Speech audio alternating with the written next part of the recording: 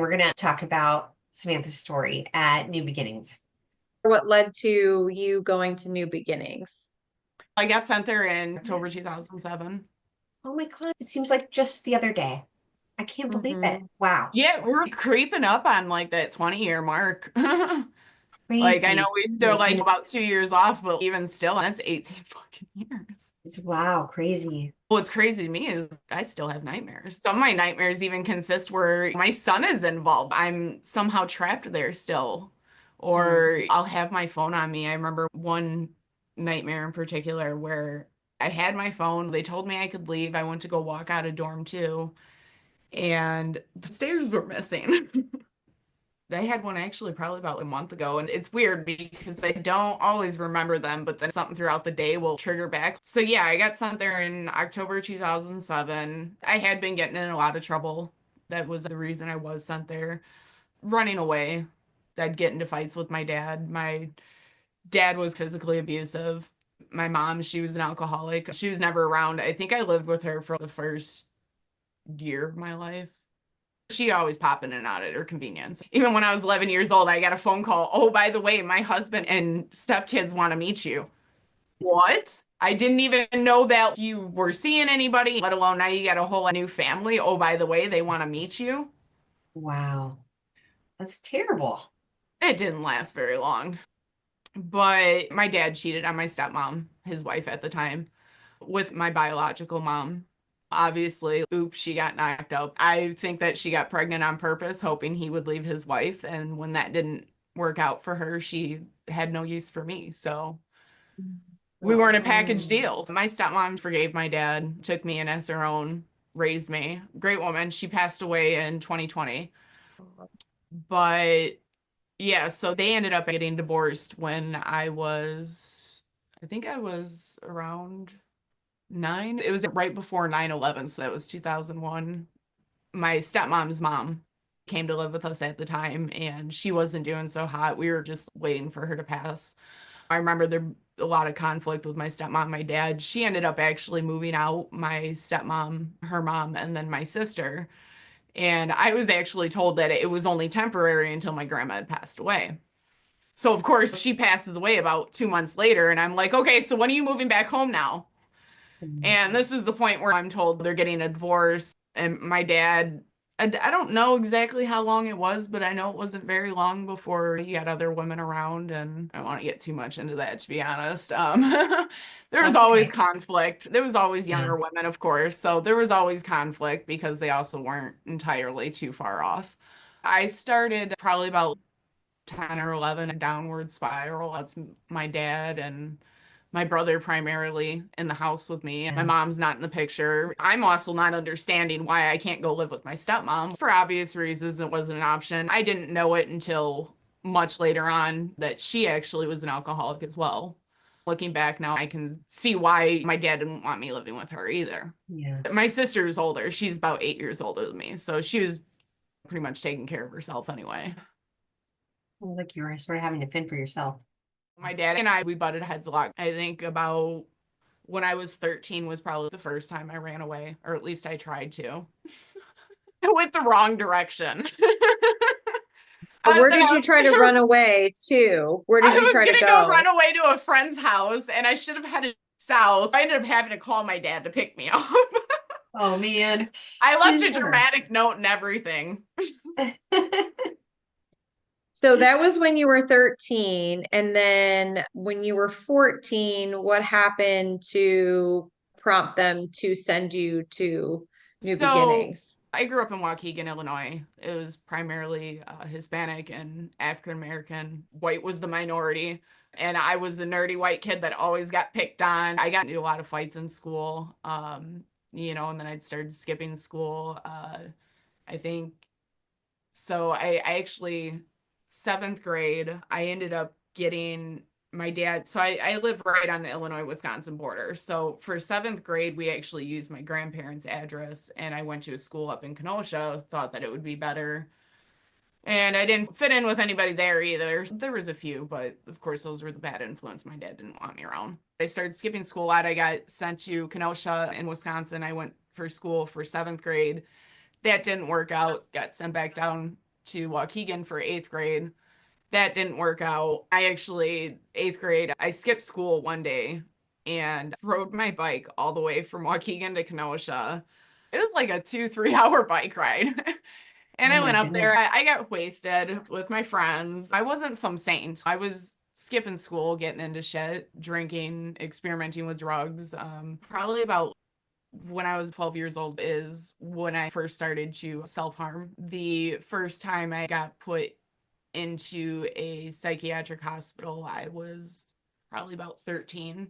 That was, of course, after some comments I had made about wanting to kill myself. I was in and out of 3 different psychiatric hospitals. I want to say at least 11 or 12 times over the next 2 years. And then same thing with juvenile detention. I got sent to rehab. I think I was about 15. I'm still a kid walking into this place with girls that are in my face asking me what my drug of choice is. I actually ended up running away from there. I was diagnosed with manic depression. I was on different medications. I think a lot of it is a very natural reaction to my environment. When I do love my dad, I think we have a lot better understanding, a lot more common ground now than we used to.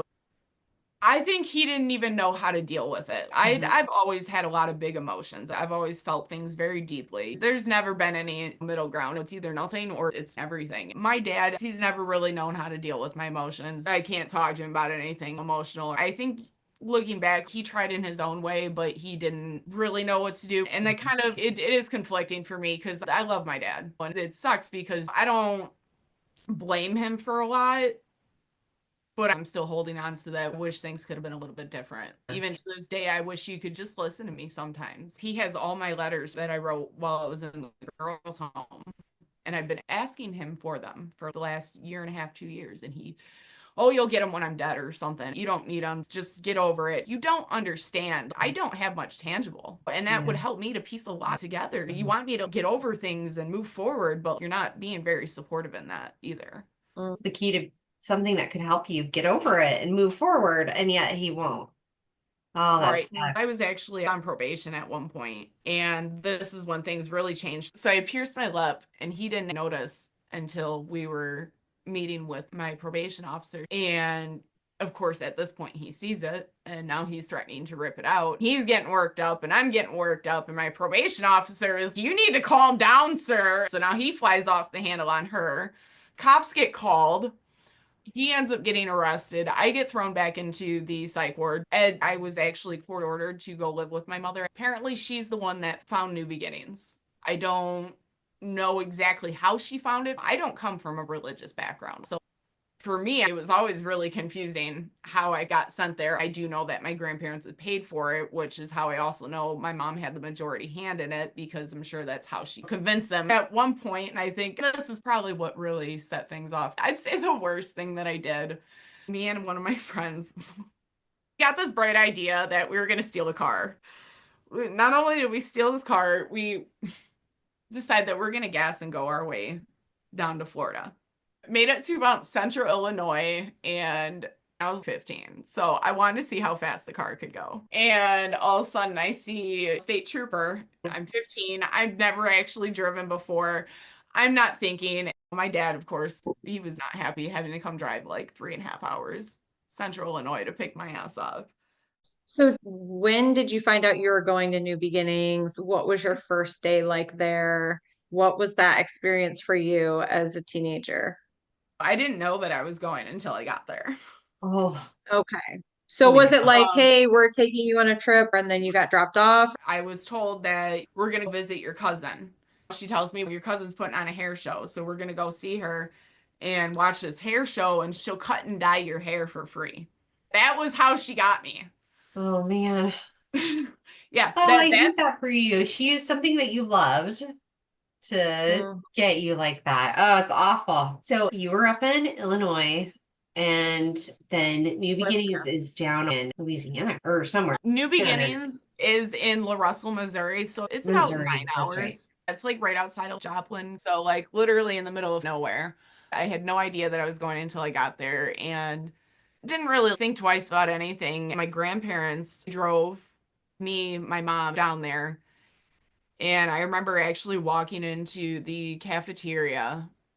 As soon as we got on the property, I could You knew feel it. that something was not right. I remember eyeballing the surroundings and like, where the fuck are we? And I remember walking into the cafeteria and Heather McNamara, which is Bill and Jennifer's daughter, who was there cooking for lunch. They had the table set with cups and plates and everything. So of course I'm just like, I'm looking around even more like, what's going on here? Like, I get told that they're calling to get my cousin down here. How old was Heather at the time? Was she an adult yet or Yeah, she was actually. okay.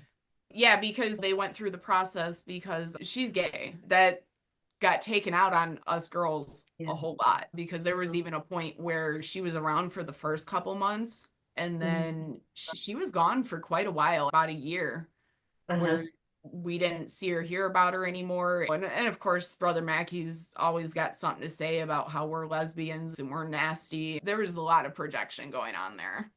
Yeah, it's pretty awful.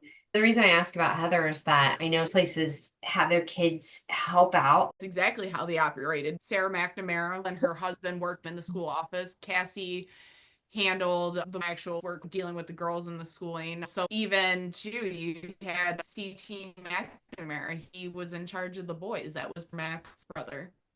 They tend to stay very close knit and keep their whole family in this close little circle. And the other thing, it's not just that they keep themselves within this circle, they're buying out all the properties around that immediate surrounding.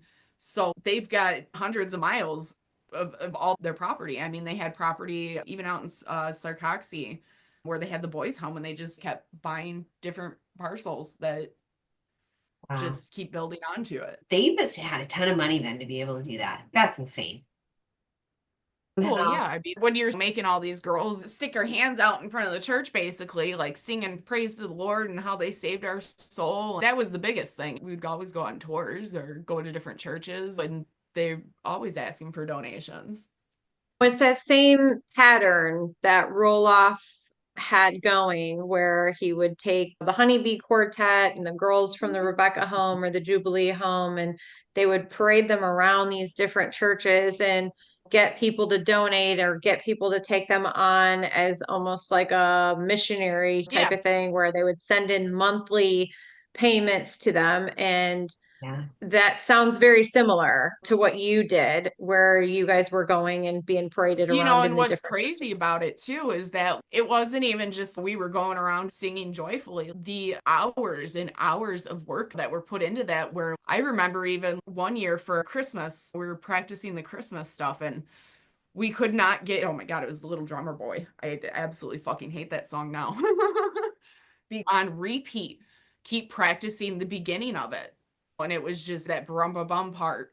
And I remember for literally hours just going over that same part over and over and over. And it's exhausting and you're standing there for hours. I think that's a big reason why I have a lot of issues with my knees, even from standing there. There were times where we would have to stand there and do ensemble from after breakfast, maybe like 7, 8 o'clock.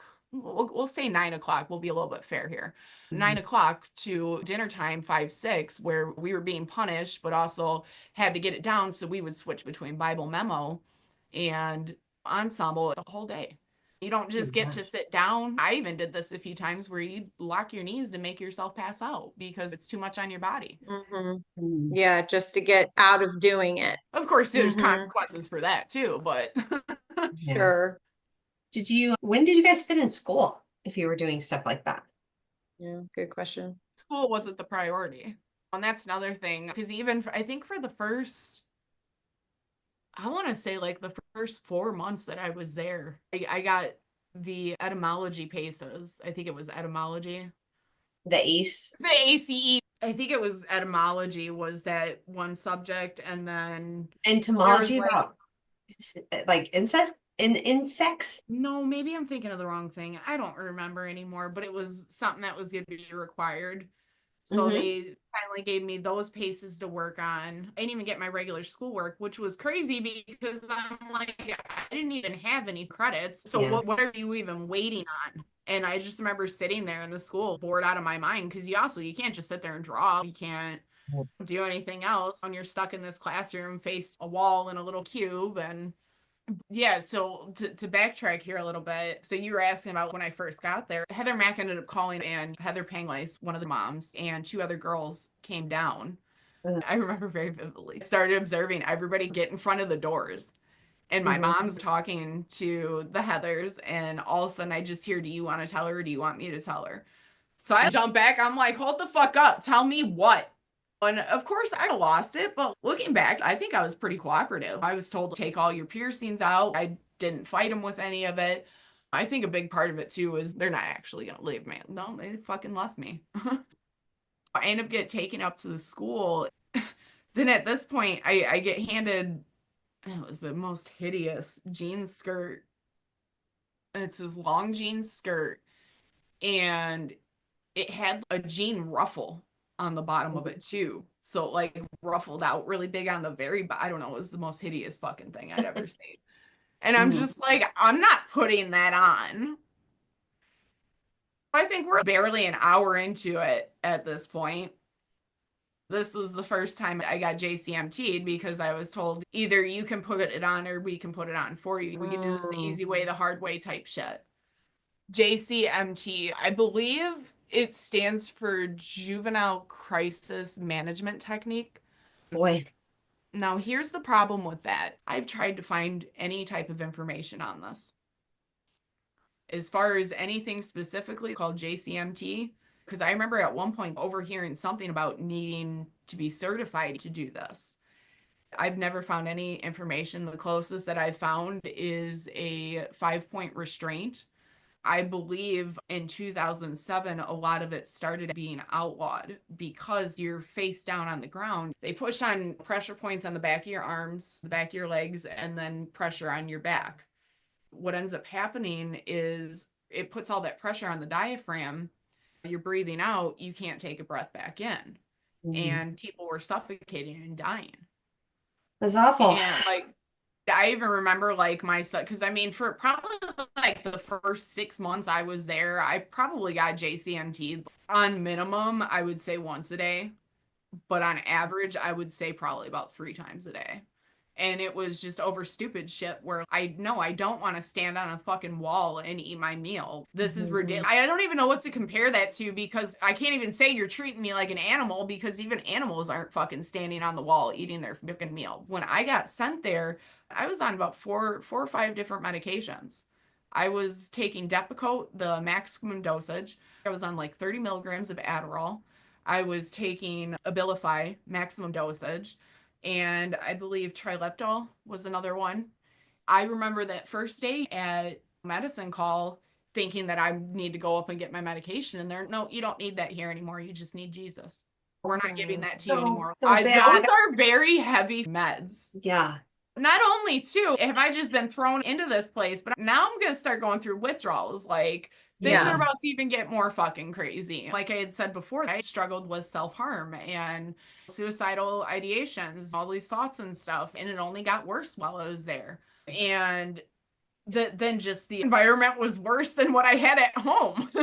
I appreciate you sharing your story from before where it was really awful. And then here you were put into someplace even worse. And I hate that for you. Like, I already grew up feeling very unwanted and like I didn't belong. I was always the mistake. Let's be real. I don't want the sympathy. I'm just being real here.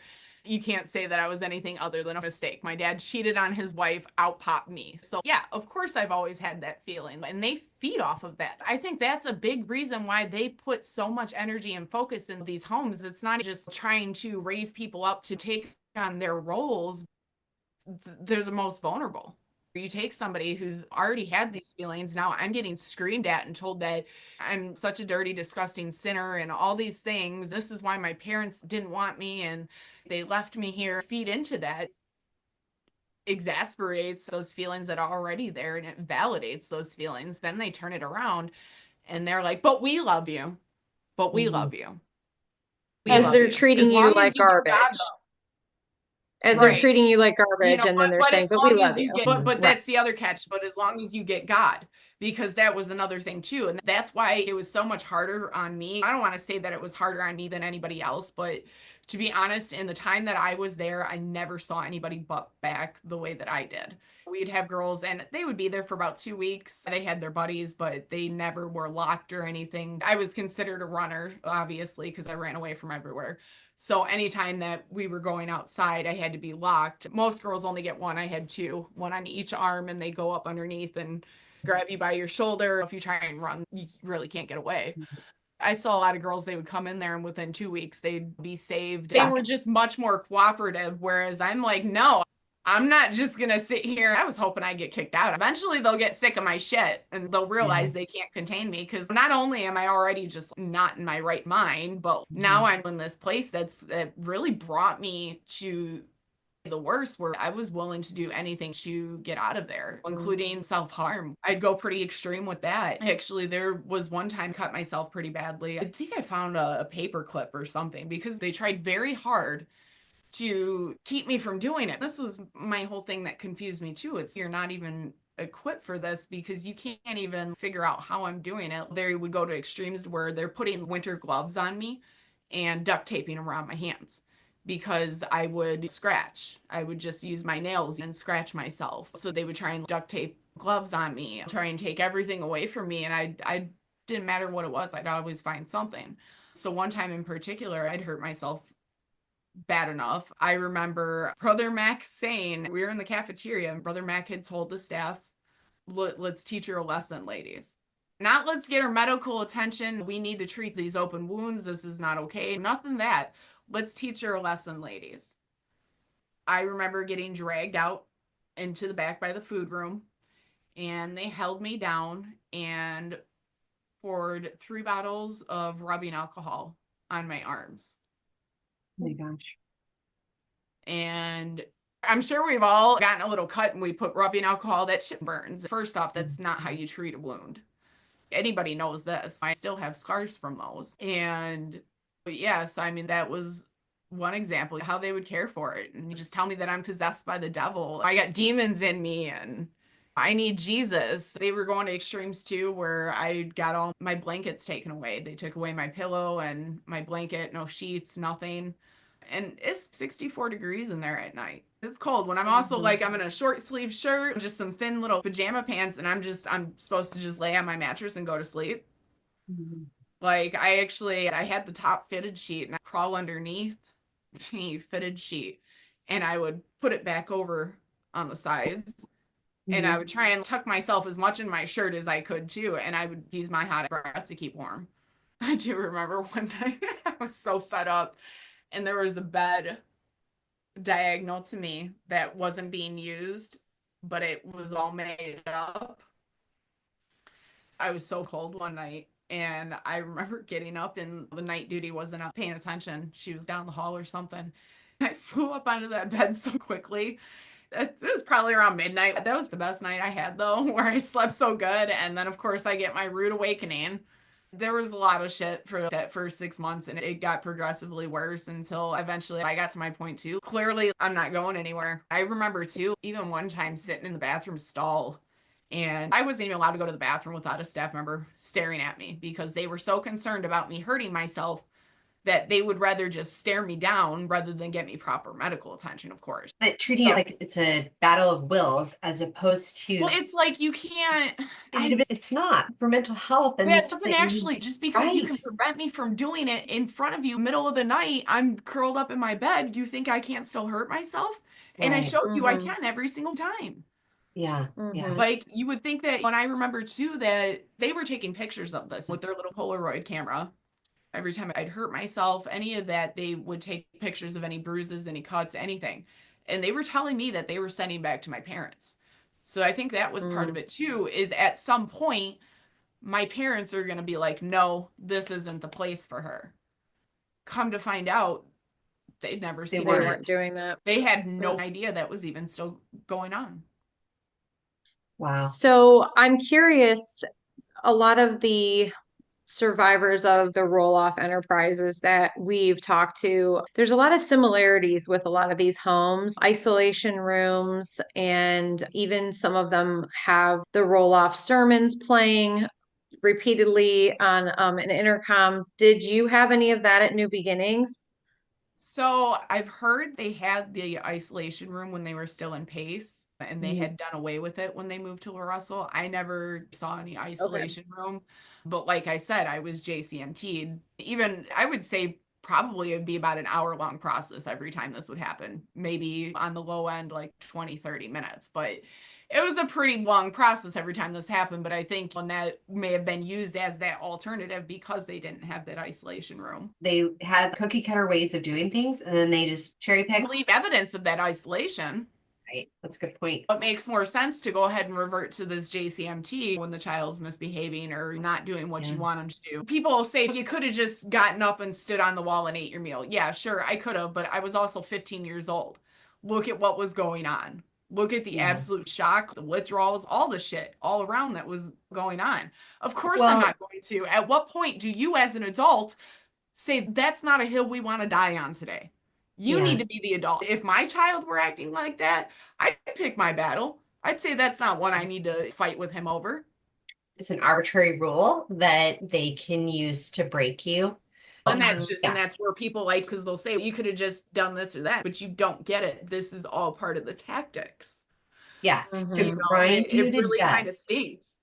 They grind you Yes. down, and then you'll do whatever. It's a very abusive environment. And that's like telling someone, why don't you just lay there and take the assault? It's on that same level. I totally understand why you fought it. I just think you are so resilient and strong, like amazing. And even how after 6 months you recognized, hey, I'm not going anywhere. No matter what you had to do, you survived. I'm just so proud of you. Oh my Absolutely. gosh. Yeah. And what you're doing even now in present day, bringing awareness and all the research you're doing on these homes, I think it's amazing for you to come out of something like that. And now you're a mother yourself. It's really inspiring, honestly. You should be proud of yourself for real. You said you were a mistake, but you weren't because you are doing the work that you're doing and you're helping so many people with what you do. So you truly have a purpose here. And I think you're an amazing person. I don't think that when I say a mistake, and that's what I want to make clear too for anyone listening, you can still turn that into a purpose. And I think that's granted, Absolutely. yes, that's the way I view it. Maybe that's just my twisted way of coping with it. But I Oh, can't say too that when I look at it, I may think that about myself and have my low moments, but at the end of the day, I definitely still feel that there's purpose here and positive that can be done with it. yeah, But also a lot of this, granted of how I came about into this world, right, things still I don't believe happened by mistake at the end of the day. It's Hmm. just more that superficial or that surface level of the right. whole situation is where I look at it. It might have been To, started. It might have been how you yeah, started, but it's how yep. you Right. It doesn't taking have it. to define it. That's a good way to look at it too. A lot of people think your past really defines you. It doesn't really have to. Of course, it's going to contribute to who you are today, but it doesn't have to define you. We can always move forward and Hmm. use it for a positive. Yeah. So, what kind of advice would you give to a teen that may be getting into some trouble and doing basically normal teenage things, and their parents are threatening to send them to a home like this? What kind of advice would you give to the teen and the parent that might be considering sending their kid? Yeah. I think as far as for the teen, there's so many more resources now than when I was a kid, even through your school and community.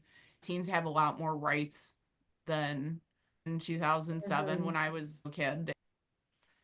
Honestly, it's a tough situation. A lot of it is supposed to be right because they're the adults. So they're just the easier ones to believe. And that's really unfortunate. My bigger advice when it comes to parents is the biggest question: have you really done everything? You know, with me, my big thing is always, have you ever asked your kid, how do you want to be parented? What do you think would be the best way to parent? Get your child's input and really listen, even if it's uncomfortable, even if they're being emotional. That's always been a big thing. Where with me, I feel like a lot of things would have been solved a lot better if my dad could have just sat down, shut up, and just let me be emotional. Let me Mhm. be a little bit emotional right now and Right. in this moment. I lost everything that I've known. I got to ask you, how did you get out of there? The first time or the second time? Oh, did you run away from there too? I ran away after about 1.5 years. Mm. I was on our March tour of 2009. We were in Texas. We had actually stayed at the Rebecca home. Mm. After we left there was another church that we went to. By now, I was trusted. I became the Yeah. trusted girl. I got put on night duties while we were on this tour. Of course, now I'm tired. Like, I'm yawning throughout the day. It's very obvious that I'm tired. Like, you can see it in my face, everything. And of course, now I'm getting attacked by Brother Mac. Oh, you're fat. You're not right with the Lord. That's why you're tired, and this and that. And I'm just like, I got so fed up at this point. Yeah. I got put on discipline. Discipline's already like a shit show and bad enough when you're back at the home daily. But when you're on tour, it's extra worse because tours can really suck, but they can also be the best because when we go to these different churches, they want to impress these churches. All these churches have different desserts and all these different plates. So it's like free fucking reign. We get all these different desserts and split them amongst each other. Those are the few times we'll get to chat freely a little bit more. So now I just got put on discipline on tour. I'm already pissed off by everything. I remember staring at this emergency exit door and I kept thinking I could probably just go out that door. I didn't really know where it would lead, but I was like, I wonder if it'll go off or not. After paying up, I looked at it a few times. I realized that the wires were cut on it. I was like, oh, okay. We were packing up to leave. I remember following two of the girls downstairs. And then I got all confused. Oh, my Bible's upstairs or something. So I had an excuse, but I just really wanted to scope out and see where everybody was. So I walked back upstairs, and of course, another girl's behind me. So I walked back into one of the rooms that were off to the side. She walks all the way to the other side of the room, came back out, looked down the hallway, and I just went right out this fucking door. And I shut behind me. No alarm goes off. So I'm like, okay. All right. So I go down these stairs and I end up coming out this door. Laura Penglace was standing there on her phone with her back turned. I ended up running out past her. It was probably about a good 200-yard dash to get across to some little woodsy area. And I just remember I went for it. And I got lost in these woods for what felt like forever.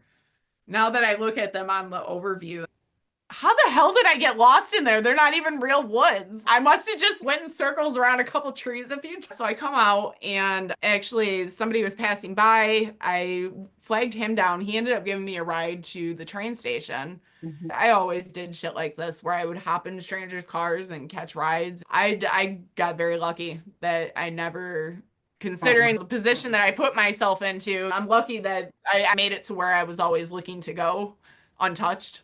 So the maze too, that's wow. Yeah, The train station.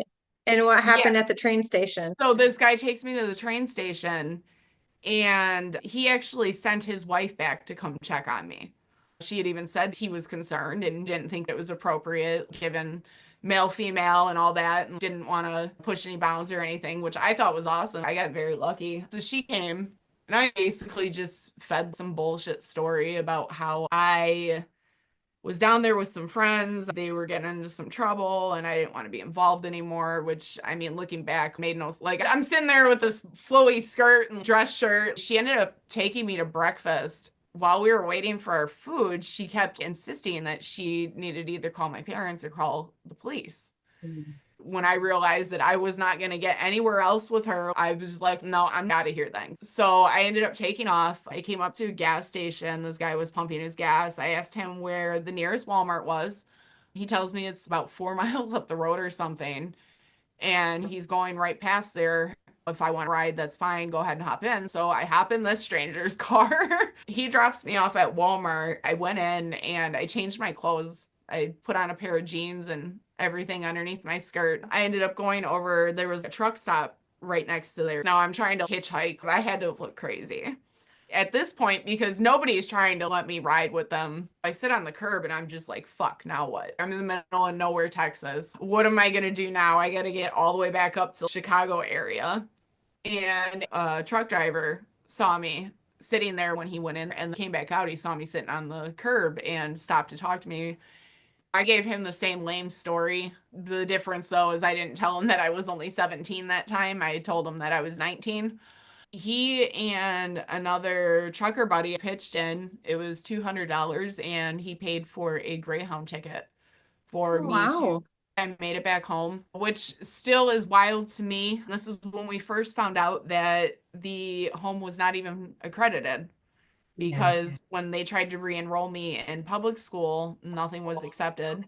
Now Mm. I'm pissed off because now I'm just getting put back into the same classes I've already done. What they actually teach is shit, but the structure of the curriculum itself is amazing in my opinion. I don't think I would have graduated high school without it, because it's more self-taught, it's more self-paced. Learn this bit, then do this bit. I actually enjoyed my paces because they were easier than being in an actual classroom. I've always struggled in a classroom. Even trying to go back to school for college, I struggled with the classroom setting. And I excelled at all my online courses where it was like all the self-paced shit. I'm like, this is obviously what works for me. So I got thrown back into regular public schools. And not only have I completed these, now you want me to redo them in a setting that I can't keep up with. Obviously, it's going to be a little bit different teachings and stuff. I ended up skipping school.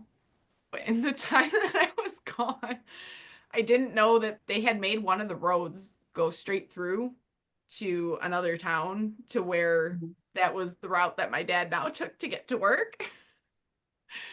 So I'm sitting there waiting for the bus, and I see my dad come riding past, and he just like does a quick U-turn in the middle of the road, comes flying up to the bus stop, and he just goes, "Get your ass in the car right now." He ended up actually dropping me back off at school and was like, "Come to my store after work. We'll deal with it then." This should have been your first indicator that I was at least trying to be a little bit cooperative, because a year prior to that, there would have been no way in hell that I would have stayed in that school after you dropped me off, let alone actually taken the bus to your work like you instructed me to. I would have disappeared for another month. And they ended up taking me back down to the girls' home. I, of course, fought against it at first, and my dad actually tried to duct tape me. I was fighting with them, and then all of a sudden my dad just comes out and he pulls the duct tape and tries to start rolling around my legs and my arms, and I'm flailing everywhere. So they ended up taking me back down there. And of course, I've got now Brother Mac accusing me of all sorts of shit. Apparently, I did sexual favors for that trucker so that way he would buy my ticket. Not that I did anything, but I'm just gonna say flat out, if I would have had to get to where I needed to, I'd have done whatever I had to get out of there. That's how desperate I was to be anywhere else but there. Did I? No. I didn't. And that speaks more of his character and where his mind is at, that he was so adamant that I did. You were asking about the roll-off tapes. I remember one time we got our dorm flipped upside down, and we all got punished. Apparently, two of the girls were passing notes. Of course, everybody was punished for it for a week straight. Also, we stood on the end of our bed with our nose touching the frame of our bed, and did a bunch of the roll-off preaching tapes. I think they may have done a couple Cameron's preaching tapes, all sorts of different ones. And one by Danny Castle, the VHS, that was a big one that we dreaded anytime that VHS came out. We always knew. And looking back, I think I got a thing on my posted with that part of the clip of the audio where they're preaching on hell. It's enough to make anybody squirm and start crying. That was intense for kids. We were still kids. Not because we were sinners or whatever. You sit there and talk about going to hell, and just the way they would sit there forever and ever. They would repeat that. You know what I'm talking about. That's going to make anybody cringe. You have the record, literally a broken record. When you got it skipping on that same spot, it's going to drive anybody crazy. And of course, they're going to do what you want them to do at that point. Anything to make it stop. Right. Torture. It really is. It is. But yeah, as far as when I actually got out of there, it was shortly before I turned 18. I had to ask Brother Mac if I could ask my dad to come home for Christmas, which is typically very against the rules. I knew one way or another I was out that door at 18. You're not keeping me here. Part of me, just because I loved a little bit of drama, wish I would have been there just so I could have gone out with that big ass bang I had planned on my 18th birthday. I was prepared to be packed up by midnight, and like, wasn't nobody keeping me there. But yeah, he ended up actually, so I did ask him, and of course he was like, I'll let you know, we'll see what we could do. And I just let it go. I think 2 days before my dad actually showed up, I was told about it. He apparently thought that I was going to come back to finish school.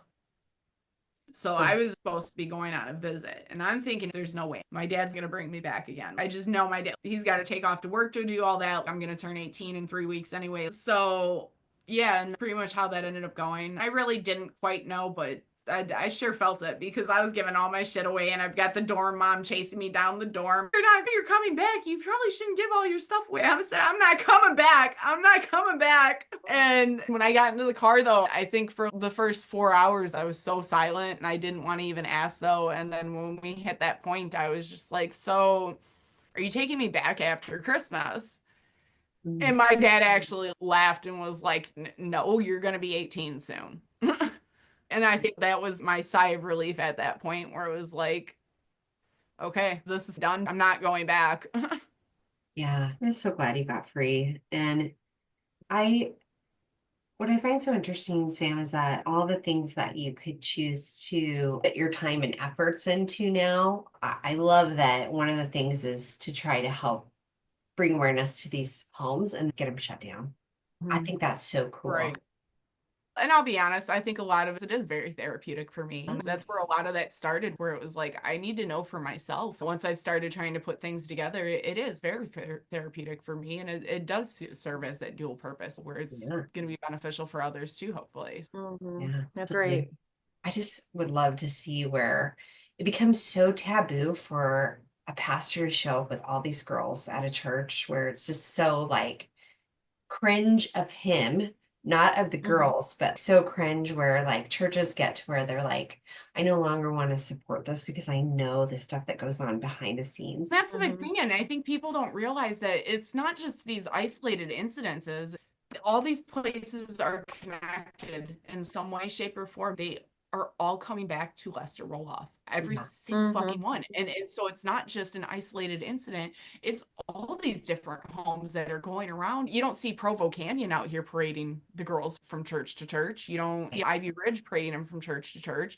I'm not saying that there's not still stuff that goes on in there. Obviously, we know there is. It's just the way that they go about it. Again, these aren't isolated incidences. When it comes to the religion and the IFB, especially, that is their MO. That's how they operate. And they don't even just operate off that. Also got their handouts to the parents. And my grandparents were paying $800 a month.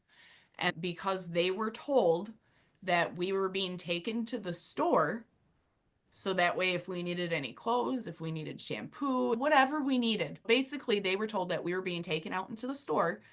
And because of that, my grandparents were sending an extra $100 a month. And lies. That's terrible. An extra $100 a month they were pocketing.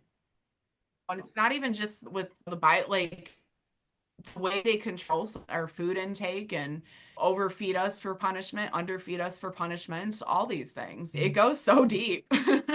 So, what is your goal for the future as far as, what you've been through, or maybe a goal that you have set for yourself personally or within the TTI? Do you have anything that you'd like to share on a positive note to give some people maybe some encouragement and to be able to follow along in your journey as well? Where can we find you on social media? Right now I'm on TikTok. That's been my thing lately, apparently. My handle's pretty universal. It's I Heard a Noise, all one word. I've had it since I was like 12. I think I'm more on the background trying to do things quietly, like with the flow chart and everything. In this last year, I've really even tried to start speaking out much at all. So it's been a little bit different for me. But a big thing as far as getting encouragement or anybody trying to get through things, I know that we've all probably got some issues when it comes to therapists and who to trust in those situations. But I think the big thing to remember is that they're not all the same when it comes to therapy. And it's really about finding the one that's going to connect with you. A lot of the times doctors put out these referrals, not because they're referring anybody in particular that they think is great. It's just standard protocol. You can always find your own. When I found mine, for example, I did what I considered interviews. I think I went through about 12 different therapists. And when I met mine, it was an immediate connection where I was like, oh, this is it. My search is done. So if you're clashing with a therapist, don't be afraid to move on from them and find someone else. But I I do think that therapy really is vital. It really does help. It's finding the right help. And it's very unfortunate how hard it is to find the right help, but not giving up in those situations. I've been there, done that, and they all retire on me for some reason. But they're still out there. A lot of it too, even if we're going into something where you got anxiety, bipolar, you were diagnosed with bipolar or depression, a lot of these things, when we go through this, it stops being chemical and it becomes environmental. And a lot of that can be retrained. It's a very long and hard process, but a lot of that can be retrained. And that's what a lot of therapy is. It's helping you to cope with things more effectively and healthily. Love it. It's so hopeful, and also hopeful for kids that maybe it can help them before they end up in a really bad place. Everybody is always welcome to reach out to me as well. Like I said, the old New Beginnings Girls Academy domain name, I've been working on trying to get that set up. You can always feel free to keep an eye out on there. If there's not a link up there already to be able to email, you can always reach out through there as well. Don't let the domain in itself freak you out. Once I found out that I could purchase it, I was like, how funny would it be to buy this and turn it into a Survivor page? And then it was like, you know what? That's actually a genius idea, because how much of that website and that link is still sitting in churches on their prayer cards? I found at least 2 church websites that are still being directed to the New Beginnings Girls Academy website.